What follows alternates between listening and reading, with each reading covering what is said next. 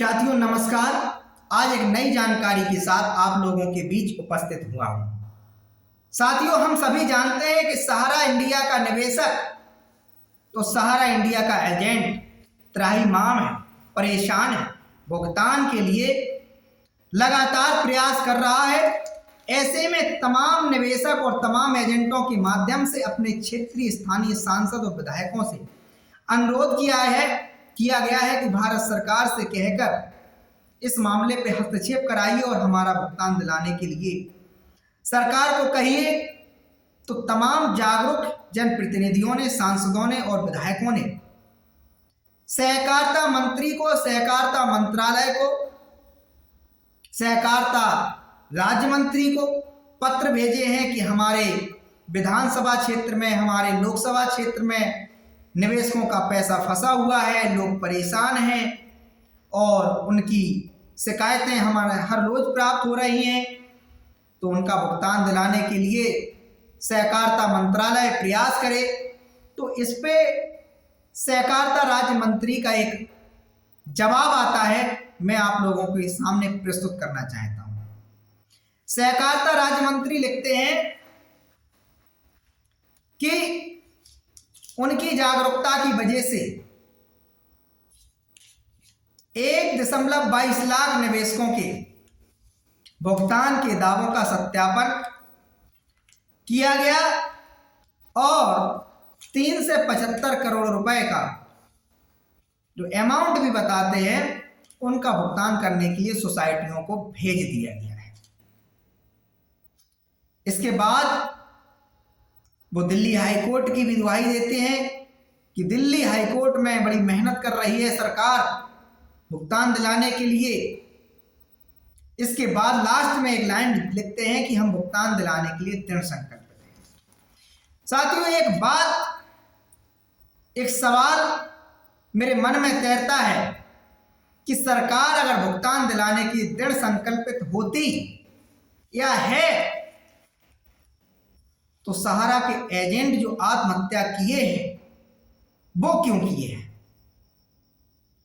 2014 से लेकर 2023 तक केंद्र में भारतीय जनता पार्टी की सरकार है, नरेंद्र मोदी जी की सरकार है, एनडीए की सरकार है और सोसाइटियों में जो निवेश हुआ है वो 2014 से लेकर 2023 तक ही अधिकांशतः निवेश हुआ है।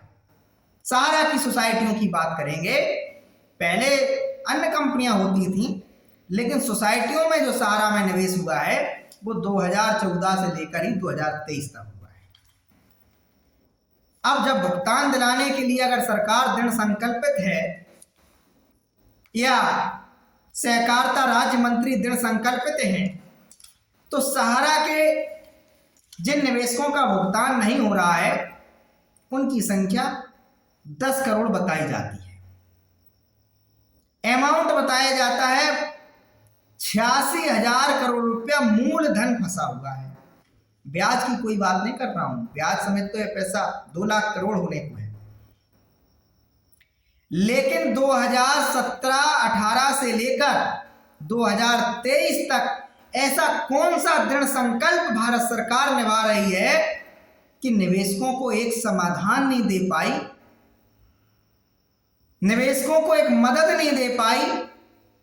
सब्जी बेचने वाले, दूध बेचने वाले, कम आय कमाने वाले, गरीब मध्यम वर्गीय परिवारों का जो पैसा सहारा में निवेशित है उसके लिए ऐसा कौन सा दृढ़ संकल्प वित्त राज्य मंत्री जी निभा रहे हैं कि भुगतान पिछले 5-6 वर्षों से लंबित है और भुगतान मिलना संभव नहीं हो पा रहा है। 5-6 वर्षों से लंबित है।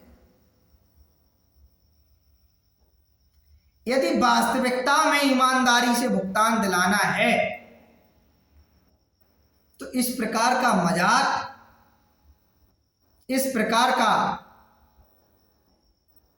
पत्र के माध्यम से कहना कि हम दृढ़ संकल्पित हैं भुगतान दिलाने के लिए, क्या ये निवेशकों के घाव पर नमक छिड़कने की तरह नहीं है? सरकार को पता है कि सहारा की सोसाइटियों में अधिकांशतः निवेशकों के खातों की परिपक्व अवधि पूर्ण हो चुकी है और अधिकांशतः निवेशक मध्यम वर्गीय गरीब परिवारों से आते हैं जिन्होंने भविष्य के सुनहरे सपने देखते हुए सहारा में धन लगाया। ये बात भी सरकार को पता है। इसके बावजूद सरकार कहती है कि 375 करोड़ रुपए का सोसाइटियों को भुगतान करने का निर्देश दिया गया है, जहां 86,000 करोड़ रुपया मूलधन जमा हो, ब्याज सहित 2 लाख करोड़ रुपया निवेशकों का भुगतान बकाया हो, वहां 375 करोड़ रुपए की मात्र बात की जा रही है। 375 करोड़ रुपए तो छोटे छोटे जनपदों का बकाया है। एक जनपद के निवेशकों को 375 करोड़ रुपया बढ़ जाएगा। इतने बड़े हिंदुस्तान की बात करें तो क्या आप कर रहे हैं सरकार में बैठकर? कम से कम हमारे तो पल्ले नहीं पड़ रहा है वित्त राज्य मंत्री जी। और आज के इस वीडियो में मैं निवेशकों से कहूंगा, एजेंटों से कहूंगा, ये सब आपकी हीला हवाली की देन है कि सरकार जानते हुए भी आपका भुगतान नहीं कर रही है। सरकार को अब यह भी पता है कि सोसाइटियों में जो निवेशक हैं उसमें बहुत सारे निवेशक ऐसे हैं जो पूर्व में सहारा क्यूसॉप के निवेशक थे। सरकार को यह भी पता है कि सहारा क्यूसॉप के पूर्व सहारा रियल एस्टेट और सहारा हाउसिंग के निवेशक थे। सरकार को यह भी पता है कि निवेशक लगातार हमारे पास शिकायतें भेज रहा है कि सहारा ने सहारा रियल एस्टेट से और सहारा हाउसिंग से बॉन्डों का, अकाउंटों का, सर्टिफिकेट का कन्वर्जन क्यूसॉप में कर दिया और क्यूसॉप से सोसाइटी में कर दिया। और सरकार को यह भी पता है कि सेबी पिछले 10 वर्षों से सहारा रियल एस्टेट और सहारा हाउसिंग के निवेशकों को ट्रेस नहीं कर पाई।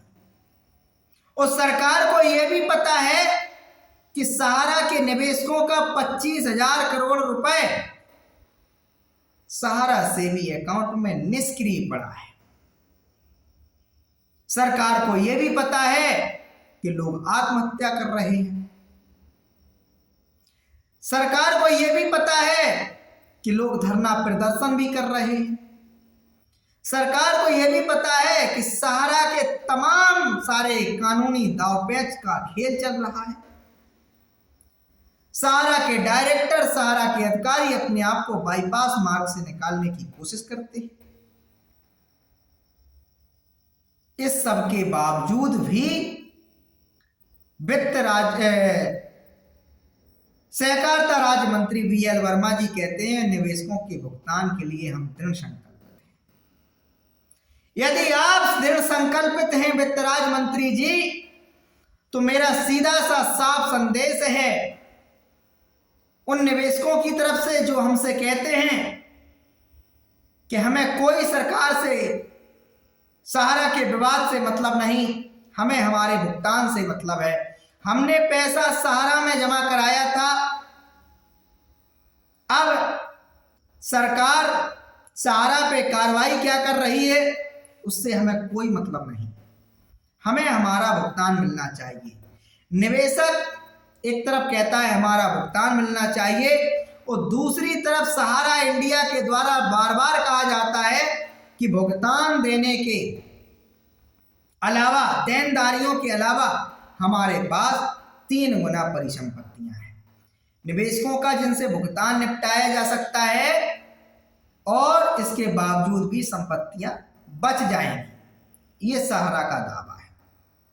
और सहारा का एक दावा है कि हम अपनी संपत्तियां बेच नहीं पा रहे हैं, हमारा पैसा सेबी सहारा अकाउंट में पड़ा हुआ है।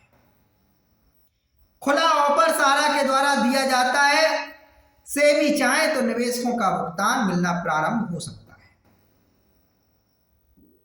तो सरकार इस बात को क्यों नहीं समझना चाहती कि अब मामला लोगों के जीवन से जुड़ा हुआ है, लोगों के सपनों से जुड़ा हुआ है।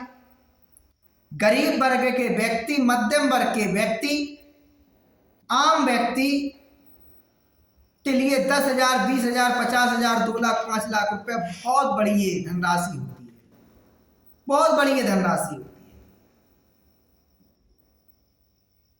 तो ये सारी स्थिति को देखते हुए सरकार कोई क्यों ऐसा कदम नहीं उठाती है कि सहारा के पास जितनी भी संपत्तियां हैं, जितनी भी डिवीजन हैं, जितनी भी कंपनियां हैं, जितनी भी संपत्तियां हैं,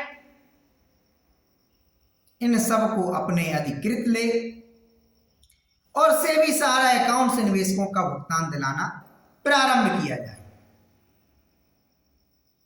साथियों, यहां आपकी एक गलती है कि आप पिछले 5 वर्षों से दर दर भटक रहे हैं।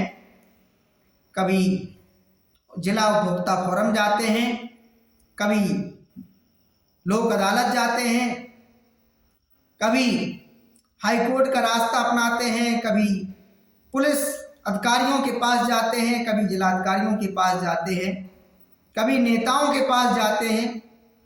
लेकिन ये सब जाना तो बहुत अच्छी बात है कि आपको जाना ही चाहिए। अपना मेहनत का पैसा जो जमा है उसके लिए प्रयास करना हमारा, आपका सबका राइट है, अधिकार है, करना ही चाहिए। लेकिन एक अधिकार को आप लोग भली भांति भूल जाते हैं कि जब आपके पैसे को ठगा गया है तो 1-2 की संख्या में नहीं, करोड़ों लोगों की संख्या में ठगा गया है। तो आप लोग एक साथ एक मंच पर आ जाइए। जिस प्रकार से ठगी पीड़ित परिवार के राष्ट्रीय संयोजक मदन लाल आजाद ने बीड़ा उठाया है, वर्ड्स एक्ट 2019 के तहत वो जिले के जिलाधिकारियों को, सक्षम प्राधिकारियों को भुगतान का दावा दिलवा रहे हैं और उसमें 1 से 80 दिनों में भुगतान की राशि दिलाने की सक्षम प्राधिकारियों से गुहार लगवा रहे हैं। उसमें आप पूरी ईमानदारी से भुगतान के आवेदन दीजिए, लेकिन भुगतान नहीं मिलने पर, सक्षम प्राधिकारियों के द्वारा कोई कार्रवाई नहीं किए जाने पर आप लोगों के सामने क्या ऑप्शन है, उस पर भी विचार कीजिए। आपको यूनिटी में रहना है, आपको एक मंच पे रहना है, चाहे वो ठगी पीड़ित परिवार के राष्ट्रीय संयोजक मदन लाल आजाद के नेतृत्व में चल रही निवेशकों की भुगतान की लड़ाई हो, चाहे वो अन्य तमाम क्षेत्रीय, नाम नहीं लेना चाहूंगा, ले भी लो, तमाम कोई निवेशक मोर्चा है, कोई अभयदेव शुक्ल जी का संगठन है, ऐसे तमाम लोग संगठन हैं।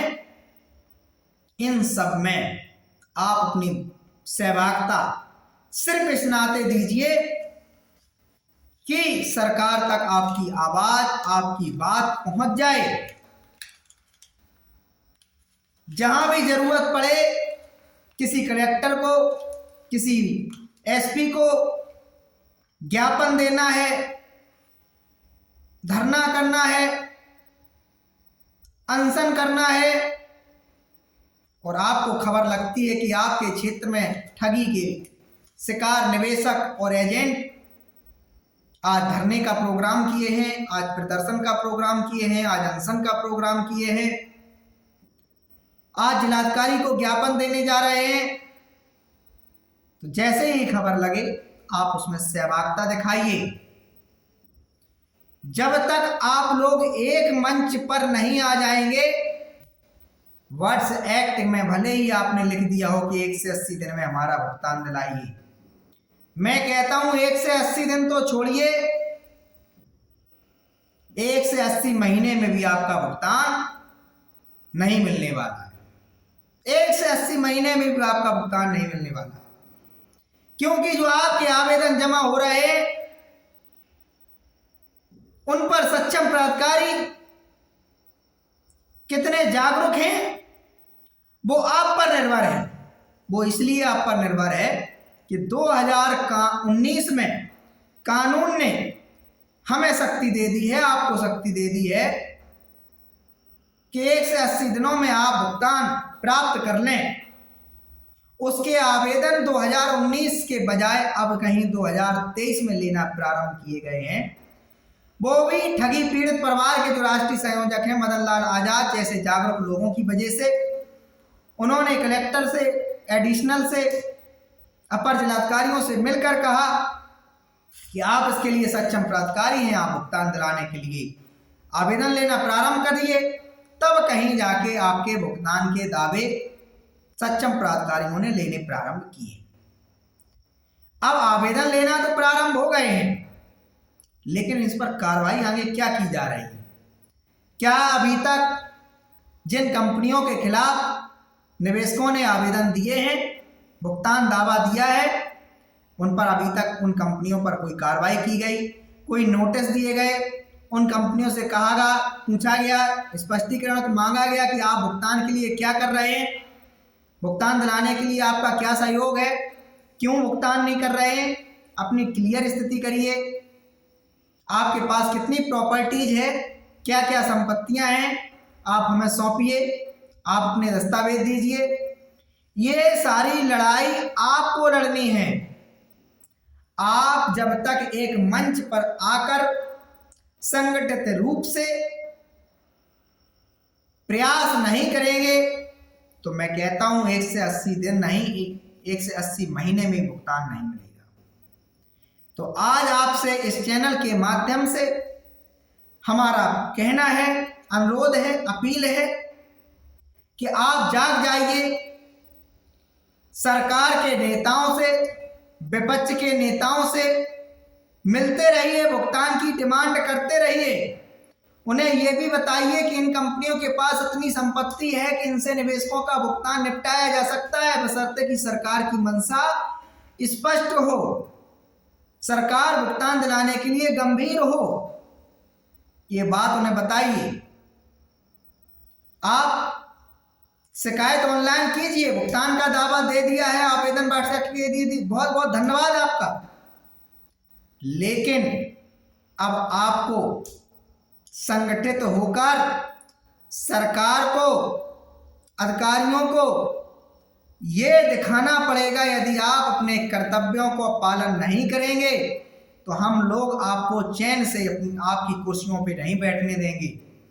आप कार्रवाई कीजिए, उनकी संपत्तियां कुर्क कीजिए, उनसे कागज मांगिए, उनसे दस्तावेज मांगिए, उनसे हिसाब मांगिए कि हमारा पैसा कहाँ है, हमारी संपत्तियों से, हमारे पैसे से जो उन्होंने संपत्तियां अर्जित की हैं, उन संपत्तियों को चाहे बेचा जाए या कुछ भी किया जाए, लेकिन निवेशकों का भुगतान दिलाने के लिए सरकार आगे आए।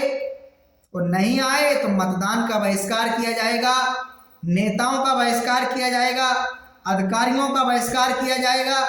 ये हमें स्पष्ट संदेश सरकार को देना पड़ेगा। जब तक ये स्पष्ट संदेश आप लोग नहीं दे देंगे, आप लोग भुगतान प्राप्त नहीं कर सकते। क्योंकि आप लोग जानते हैं कि राष्ट्रीय मीडिया आपकी बात को उठाना ही नहीं चाहती। इस देश के 40 करोड़ लोग ठगे गए हैं, विभिन्न कंपनियों में 40 करोड़ लोग ठगे गए। वर्ड्स एक्ट 2019 के तहत बड़ी बड़ी लंबी कतारें, लाइनें लग रही हैं। सुबह 6-7 बजे से लोग सक्षम प्राधिकारी के कार्यालय में पहुंच जाते हैं और काउंटर 2-2, 3-3, 4-4 बना दिए गए हैं। इसके बावजूद भी आप में से तमाम लोगों को घर वापस शाम को लौटना पड़ता है और काउंटर बंद कर दिया जाता है, क्योंकि एक दिन में इतनी भीड़ हो जाती है कि उन सारे आवेदनों को लेना संभव ही नहीं हो पा रहा है।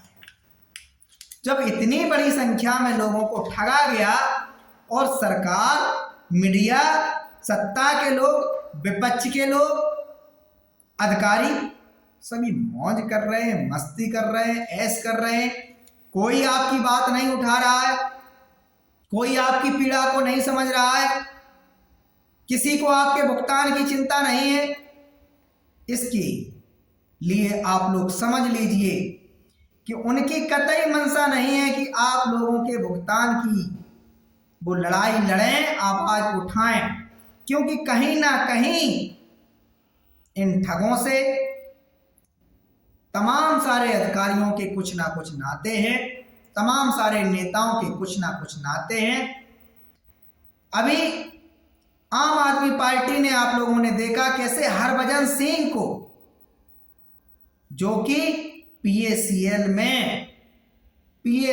पल्स ग्रुप में एक पद लिए थे, तो ऐसे दागदार एक शेखावत भाजपा के केंद्रीय मंत्री संजीवनी क्रेडिट कोऑपरेटिव सोसाइटी में उनका नाम आ रहा है। मेहुल चौकसी, जिसे भाजपा का करीबी बताया जाता है, ये सारे लोग, सुब्रत राय सहारा, कौन नहीं जानता, राजनाथ सिंह से लेकर नरेंद्र मोदी से लेकर अटल बिहारी वाजपेयी से लेकर मुलायम सिंह तक बहुत घनिष्ठ संबंध इनके रहे।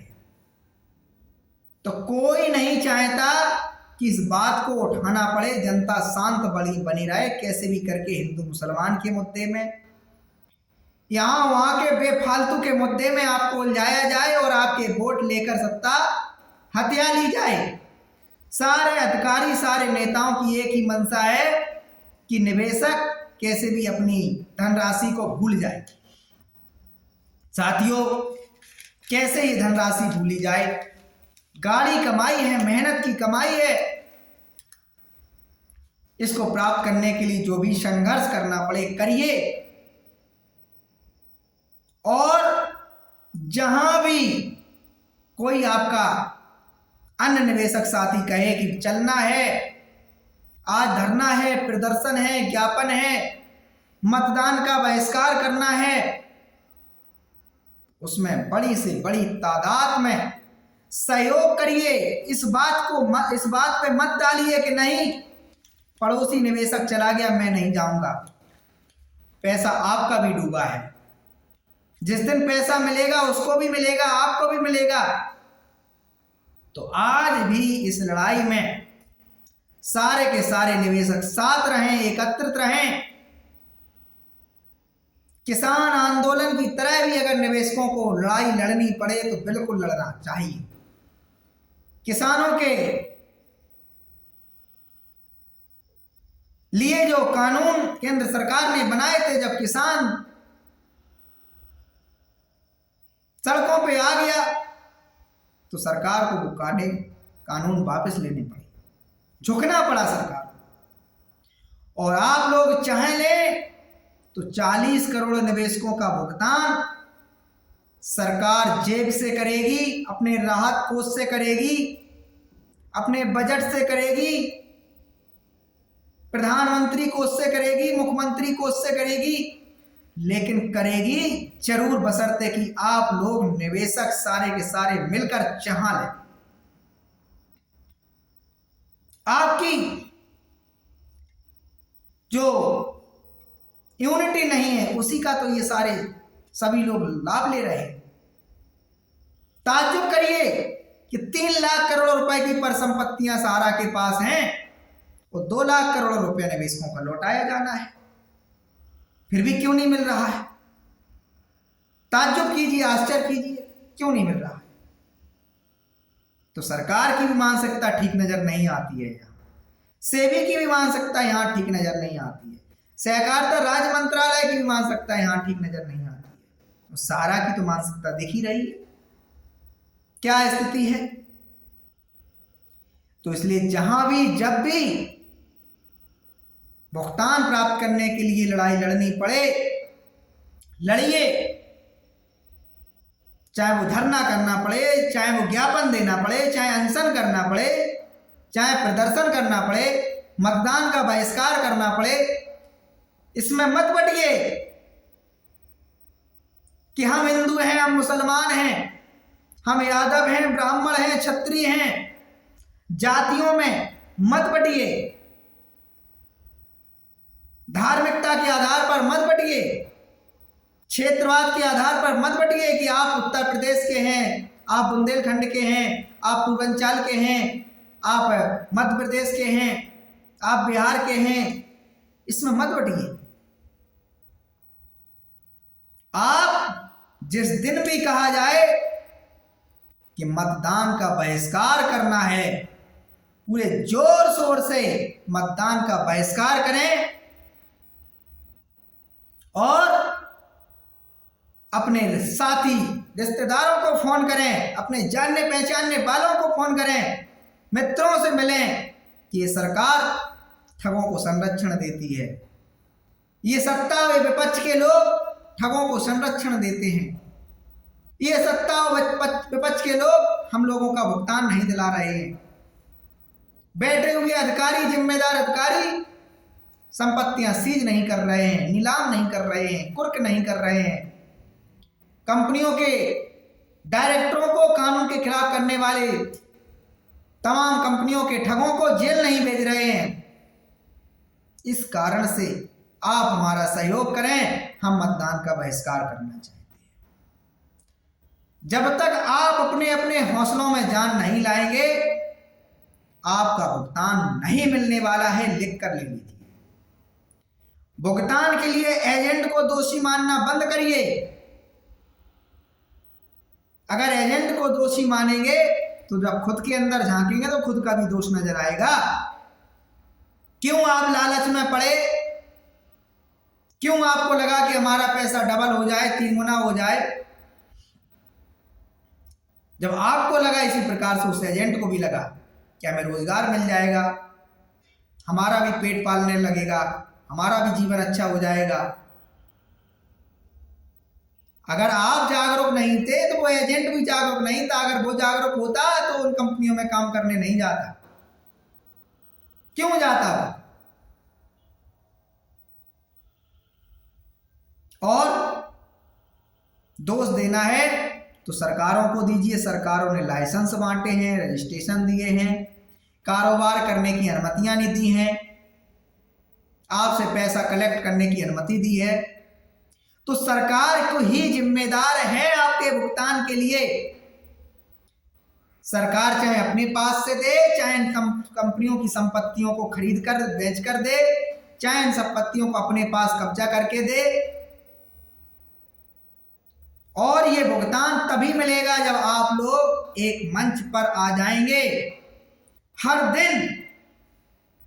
दिन 10 से 20 मिनट प्रयास करेंगे कि भुगतान प्राप्त करने के लिए आज मैंने क्या किया, कल मुझे क्या करना है।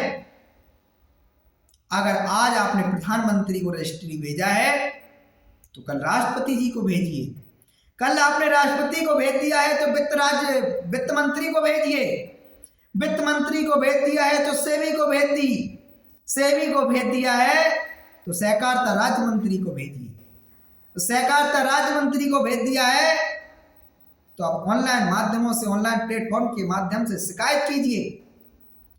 और इन सबको भेज दिया है तो चुनाव आयोग को लिखिए, हम मतदान का बहिष्कार करेंगे। 40 करोड़ लोग, 40 करोड़ ठगी पीड़ित परिवार के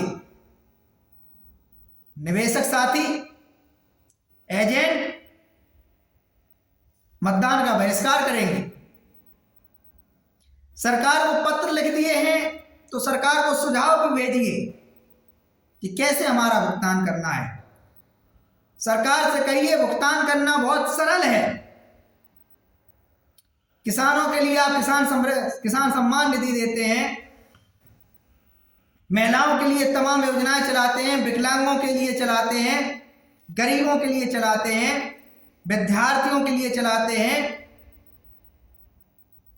तो एक योजना इन ठगी के शिकार कंपनी के निवेशकों के लिए भी चलाइए, क्योंकि जो ठग कंपनियां थीं, ठग सोसाइटियां थीं, इनको लाइसेंस आपने ही दिए हैं, आपकी एजेंसियों ने ही दिए हैं। तो एक बजट इनको दीजिए, एक राहत पैकेज इनको दीजिए और सभी लोगों को मदद कर दीजिए। प्रधानमंत्री जी जब नोटबंदी की घोषणा चंद मिनटों में करके पूरे देश में नोटबंदी कर सकते हैं, लॉकडाउन लगा सकते हैं चंद मिनटों में, तो चंद मिनटों में भुगतान दिलाने में क्या दिक्कत आ रही है। और इससे तो देश का डेवलपमेंट होना है, देश का विकास होना है, क्योंकि लोगों के पास जब पैसा सरकार भेजेगी, भुगतान जब सरकार दिलवाएगी, किसी की बेटी का इलाज होगा, किसी की बेटी की शादी होगी, किसी के बूढ़े माँ बाप का इलाज होगा, कोई घर खरीद लेगा, कोई घर वर बनवा लेगा, कोई का बच्चा पढ़ जाएगा, कोई आईएएस बन जाएगा, कोई वकील बन जाएगा, कोई डॉक्टर बन जाएगा, कोई अपना रोजगार प्राप्त कर लेगा उस पैसे से। तो जब पैसा आ जाएगा तो पैसा जाएगा तो मार्केट में टैक्स के रूप में सरकार के पास, जीएसटी के रूप में सरकार के पास। 40 करोड़ लोग खुशहाल हो जाएंगे, वो दुआएं देंगे, उनकी टेंशन खत्म हो जाएगी, जल्दी जल्दी से अपनी जिंदगी कहानी स्टार्ट कर देंगे, मेहनत करना शुरू कर देंगे। रेवेन्यू के रूप में, आय के रूप में जितनी आय उसकी बढ़ेगी, सरकार की बढ़ेगी। कोई बड़ा काम नहीं है, 5 लाख करोड़ रुपए का एक पैकेज लॉन्च कर दीजिए, कोई बड़ा काम नहीं है। और इतना पैसा ये कहीं विदेश थोड़ा चला गया, और विदेश भी चला गया तो सरकार से बड़ा कौन है भाई। चंद मिनटों का काम है सरकार के लिए, सारे के सारे ठगों को गिरफ्तार कर लो, हिरासत में ले लो, और एक एक संपत्ति का हिसाब पूछिए कि कहां से कहां पैसा डाइवर्ट हुआ है, किस रिश्तेदार को दिया है, किस दोस्त को दिया है, किस देश में भेजा है, किस खाते से किस खाते में ट्रांसफर हुआ है। आप इधर राहत पैकेज जारी कर दीजिए, निवेशकों का भुगतान देना प्रारंभ कर दीजिए, उधर आप उनसे वसूली भी करते रहिए और वसूली हो जाएगी। तो साथियों, वीडियो बनाने का उद्देश्य है आपको जगाना, आपकी लड़ाई में सहयोग करना। और ये सिर्फ आपकी लड़ाई नहीं, हमारी अपनी भी है। जिस प्रकार से आपका भी पैसा डूबा है, ऐसे हमारा भी पैसा डूबा है। लेकिन बस अंतर इतना है कि मैं लगातार सरकार से हाथ जोड़ जोड़ के प्रार्थना करता हूं, जिम्मेदार अधिकारियों से प्रार्थना करता हूं कि हमारा भुगतान दिलाइए। जब वो हाथ जोड़े नहीं मान रहे हैं तो मैं भुगतान प्राप्त करने के लिए अपनी जो ताकत है उसका प्रयोग करूंगा, मतदान का बहिष्कार करूंगा। अब कहेंगे कि अकेला चना भाड़ नहीं फोड़ता, तो मैं कहता हूं आज मैं अकेला हूं मतदान का बहिष्कार करने वाला। लेकिन जिस दिन सारे के सारे निवेशक, सारे के सारे एजेंट एक मंच पर आ जाएंगे, एक साथ आ जाएंगे, उस दिन पूरी व्यवस्था ही बदल जाएगी। ठगों को जगह नहीं मिलेगी धरती पे रहने के लिए। ठगों को समझ में नहीं आएगा कि किस बिल में जाकर छुपें। तो साथियों, आज आपसे हाथ जोड़कर विनती है, अगर आप खामोश हैं तो आप इंटरनेट का सहारा लीजिए। सीपी ग्राम पोर्टल के माध्यम से, पीएमओ पोर्टल के माध्यम से, राष्ट्रपति सचिवालय के पोर्टल के माध्यम से अपनी शिकायत भेजिए, अपना भुगतान का दावा भेजिए, सरकार को सलाह भेजिए, सरकार से भुगतान के लिए राहत पैकेज की मांग कीजिए। अगर आप ये कर चुके हैं तो सरकार को पत्र भेजिए, रजिस्ट्री भेजिए। अगर आप ये भी कर चुके हैं तो बर्ड्स एक्ट के तहत अपने जनपद के जिलाधिकारी को आवेदन दीजिए। अगर आप बर्ड्स एक्ट के तहत आवेदन दे चुके हैं तो कंज्यूमर फोरम भी जाइए, लोक अदालत जाइए, पुलिस अधिकारियों से मिलिए, जिलाधिकारियों से मिलिए। और ये सब भी हो चुका है तो मतदान का बहिष्कार करने के लिए एक हो जाइए। और मतदान का बहिष्कार में जिस दिन आप लोग एक हो गए, सरकार की नींद हराम हो जाएगी। 24 घंटे में 24 बार बयान देगी कि हम निवेशकों का भुगतान देने के लिए राहत पैकेज निवेशकों के लिए जारी करते हैं। जनता की लुटी हुई कमाई को हम लौटाने के लिए तैयार हैं। 24 घंटे में 24 बार घोषणा करेगी ये सरकार। सत्ता के लोग होंगे चाहे विपक्ष के लोग होंगे, सभी एक ही बात को चिल्लाएंगे, निवेशकों का भुगतान, जनता का भुगतान। निवेशकों को कोई दुश्मनी नहीं है किसी कंपनी की से, किसी सोसाइटी से। निवेशक कभी नहीं चाहता कि इन लोगों को गिरफ्तार किया जाए, हिरासत में जाए, कुछ भी जाए। निवेशक चाहता है कि उसकी डूबी हुई रकम उसको मिल जाए। उस डूबी हुई रकम को प्राप्त करने के लिए जो भी उपाय है निवेशक के पास वो तो अपनाएगा। अब सरकार को बुरा लगेगा कि निवेशक एक हो रहा है, तो क्या किया जाए? ये उसके अधिकार में है। जब तमाम एजेंसियों को उसने शिकायत भेजा, कहीं सुनवाई नहीं हुई, कहीं सुनवाई नहीं हुई, तो उसके पास एक अधिकार बचता है मतदान का बहिष्कार, उसका वो उपयोग करेगा। उसके पास अधिकार बचता है अनशन का, ज्ञापन का, धरना प्रदर्शन का, वो अपनाएगा। तो साथियों, जागिए, जगाइए, एकजुट हो जाइए और पूरी ताकत के साथ बिगुल फूंक दीजिए भुगतान प्राप्त करने के लिए। सरकार को तमाम सारी परेशानियां अगर दिख रही हैं, तो ये परेशानी क्यों नहीं दिख रही है? इस बात को, इस प्रश्न को बड़ी सहजता के साथ, गंभीरता के साथ, ताकत के साथ सरकार से पूछना है। आपने इतनी सैकड़ों योजनाएं चला रखी हैं जन कल्याण के लिए। कई लोन की योजना है, कोई सब्सिडी की योजना है, तमाम सारी योजनाएं चला रखी हैं। फिर इस योजना को चलाने में क्या दिक्कत आ रही है? लोग अपनी डूबी हुई रकम ही तो मांग रहे हैं, कोई खैरात नहीं मांग रहे हैं, कोई भीख नहीं मांग रहे हैं। कोई खैरात भीख तो निवेशक नहीं मांग रहा है, वो तो अपनी मेहनत की गाढ़ी कमाई मांग रहा है। क्या देने में तकलीफ है?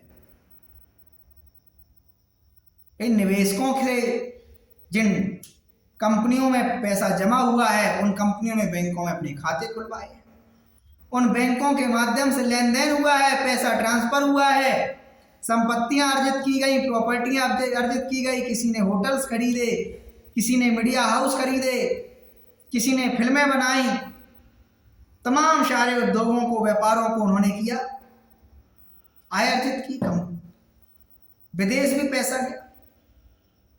तो ये जिम्मेदारी किसकी है सुरक्षा देना? भाई आम आदमी टैक्स दे रहा है, आम आदमी तमाम सारी परेशानियों को झेलते हुए, तमाम संघर्षों को करते हुए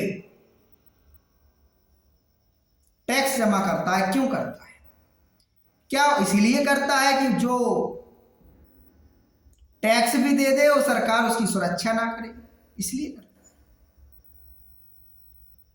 तो इसलिए हाथ जोड़कर हमारी सरकार से, जिम्मेदार अधिकारियों से विनती है कि अब और देर मत कीजिए, अब और मत लटकाइए, भटकाइए, अटकाइए, क्योंकि लटकना, अटकना, भटकना ये पिछले 10 वर्षों से निवेशक कर रहे हैं, 10 वर्षों से कर रहे हैं। ना जाने कितने काल के आघोष में निवेशक समा गए, ना जाने कितने निवेशकों के सर्टिफिकेट खो गए, ना जाने कितने निवेशकों का एक जगह से दूसरे स्थान पर पलायन हो गया। तो अब जो वर्तमान में निवेशक अपना पैसा मांग रहा है, उसको उसका भुगतान दिला दीजिए। यही तो हमारी विनती है, यही हमारी प्रार्थना है। जो भी हमें इस समय वीडियो हमारा देख रहे हैं, उनसे अनुरोध है कि इस वीडियो को शेयर करें और अभी तक जो भी हमने इस वीडियो में बातें की उस पर बड़ी गंभीरता से मनन करें और ये मान लीजिए आपको भुगतान प्राप्त करने के लिए खुद ही लड़ना पड़ेगा। कोई फरिश्ता आपका भुगतान दिलाने नहीं आएगा, आपको खुद संघर्ष करना पड़ेगा। अलग अलग लड़ते रहोगे तो भुगतान नहीं मिलेगा। कोई फूंक मारने से नहीं, कोई फूंक मारने से भुगतान नहीं मिलेगा। आवेदन देने से, प्रार्थना पत्र देने से, शिकायत पत्र देने से, मतदान का बहिष्कार करने से, धरना प्रदर्शन करने से, अनशन करने से, लड़ाई लड़ने से, अधिकार प्राप्त करने के लिए संघर्ष करने से ही भुगतान मिलेगा। कोई फूंक मार के आपका भुगतान नहीं दिला सकता। बस इतना सा कहना है, कहते रहेंगे, जगाते रहेंगे। अंत में बस इतना सा निवेदन है कि यदि आपने वट्स एक्ट के तहत अभी तक आवेदन नहीं किया तो आप लोग जरूर कर दें। नहीं पता है तो गूगल पे वट्स एक्ट के बारे में तमाम सारी जानकारी प्राप्त हो जाएगी, यूट्यूब से हो जाएगी। वहाँ वट्स एक्ट के तहत जो भी प्रावधान है देख सकते हैं, समझ सकते हैं। धन्यवाद।